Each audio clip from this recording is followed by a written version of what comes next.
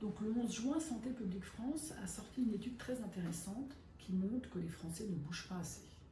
Et ça concerne environ 50% des femmes, ce qui est énorme.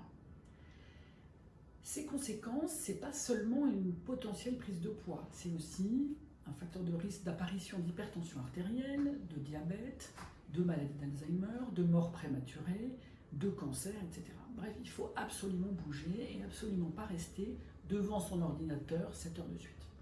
Donc il y a plein de petits moyens qui peuvent être utilisés pour bouger.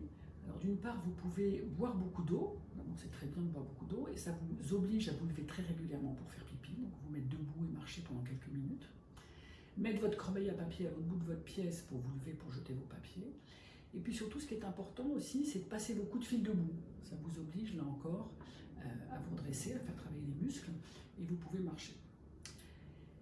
Quand vous êtes en télétravail, il faut absolument marcher à l'heure du déjeuner.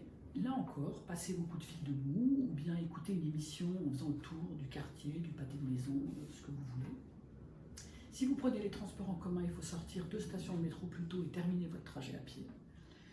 Il y a certaines patientes qui me disent qu'elles n'ont pas le temps de faire du sport, qu'elles voyagent, qu'elles vont travailler en voiture ou en transport en commun.